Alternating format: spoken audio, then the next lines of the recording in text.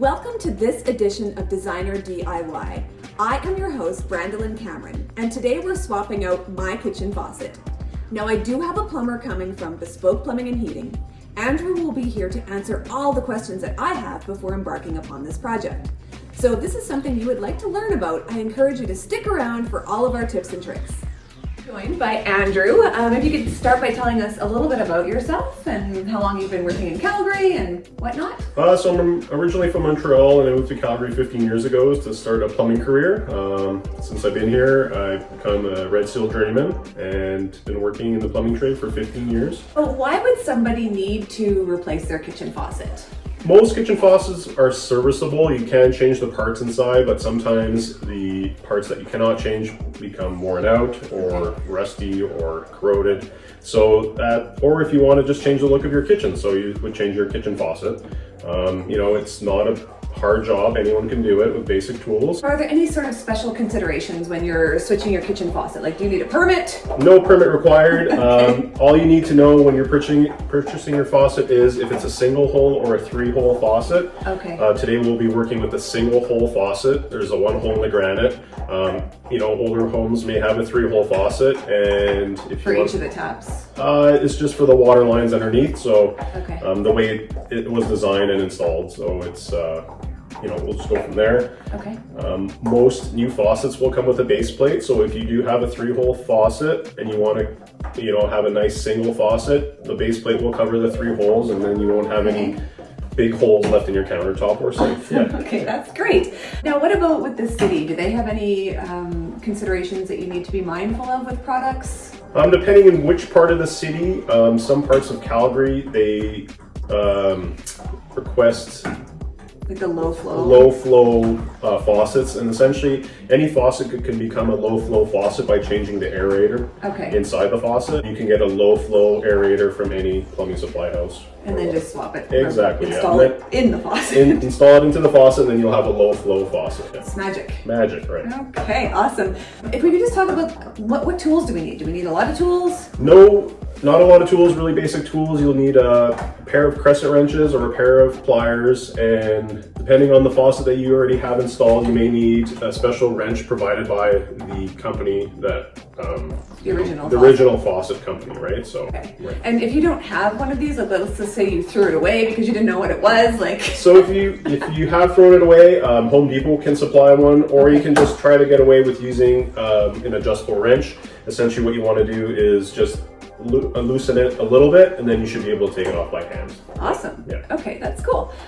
So what's the prep work that's required? Prep work is, number 1, turn off the water. Okay. And then once you have the water turned off, turn your faucet on to make sure it's not leaking. Sometimes a shutoff valve will not work all the time, and so you'll undo the hose and you'll have water spraying everywhere, which is cumbersome and not great. You'll be cleaning up a big mess. So turn the faucet on, make sure there's no water coming out of it, and then you can proceed by removing the water lines and removing the nut retaining the faucet, and then start installing the new one. Okay, cool. So let's get started. All right, sounds good. We're going to start by opening up the cupboard. This cupboard is nice and clean. And then you'll go underneath here, and some houses have it labeled. So this one's for the fridge, this one's for the dishwasher, and the other 2 are for the faucet. You'll see the lines coming up to the faucet. So you'll just want to turn the valve. This one's a 1/4 turn valve. You may have a valve that will turn more than 1/4 turn. You'll have to tighten it all the way. And we're going to check if there's any water coming out. So a couple drips, that's fine, no problem. And to proceed, you want to have a bowl handy because there will be a little bit of water left in the water lines. So we're going to disconnect the hose to the pull down faucet. So on this one here, it's just a push button on the back. You're going to push down and pull down, and that'll release the hose. And then you'll just want to drain whatever water we got into the bowl.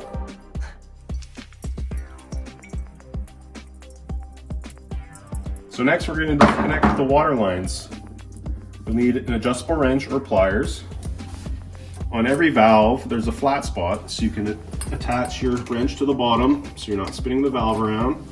And just take your other pliers and start undoing the top nut with the water line. A couple turns, and then you should be able to undo it by hand. Have your bowl ready. This will have water in it as well. you don't see any water coming out, open your faucet, make sure there's nothing there. That one did not have any water in it. I'll show you with pliers. Just grab on the flat spot of the valve. You could use pliers on the top nut also. It turns and it'll freely come undone by hand. If you can't do it by hand, just use pliers until it comes. Next, you're going to disconnect the weight on the pull down faucet water line, and then you will pull the faucet out all the way. And now your nut to remove the faucet will be accessible. There's a little nut here first that prevents the hose from damage. That will come off. And for this one, we're going to use the big size. So we're going to put the mowing tool up there to reach the nut and just undo.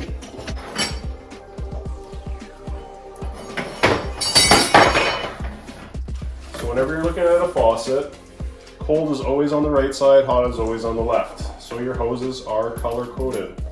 So you're going to want to put this blue one into the right side for cold. Tighten by hand. You can't get a wrench in there, so as much as you can by hand should be sufficient. Tight. We're going to do the hot side. Next, we're going to install the mounting nut.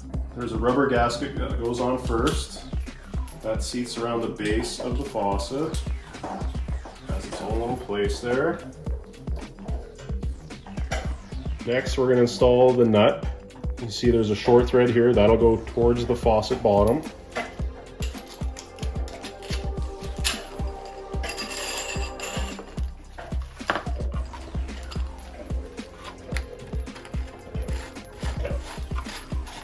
You'll want to take a pair of pliers and just give it a little tightening. It doesn't move on you when you're installing it.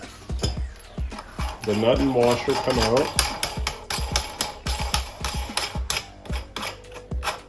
And set aside.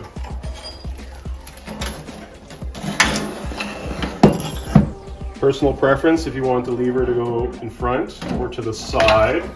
If you want it side, make sure you have enough clearance on the back so it goes all the way open. We don't have that, unfortunately, so we'll go to the front. Go ahead. Now we'll go underneath. Make sure you have your washer first and the nut with flange going up. Can be awkward. All right, so now we're going to be connecting the hoses to the original valves. Right now you can see that it's a little short. So in this case scenario, this is PEX water lines. Hoping we're going to get enough slack here to move it up. And Okay, so we ran into a little bit of a snag. So can you maybe explain what happened and why we need to run to the Home Depot? so for the new faucet we have, the water lines supplied with the faucet aren't long enough.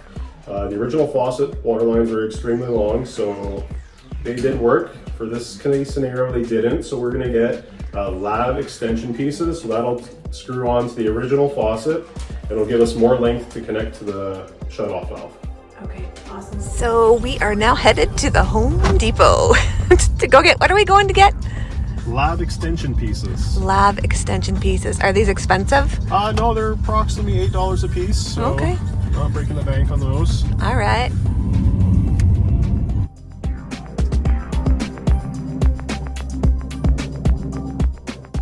All right, so we hit Home Depot and we got some lavatory extensions. You just have to make sure when you're buying these that there's one male end. This is the male end and this is the female end. So the male end's gonna go into the original faucet. Screw that in by hand and just give her a tighten up. Some wrenches.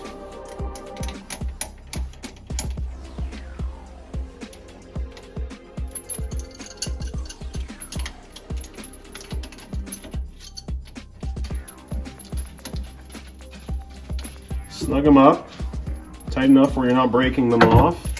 And remember, cold is always on the right side, so we're going to screw that on by hand. 2 wrenches, one goes on the valve.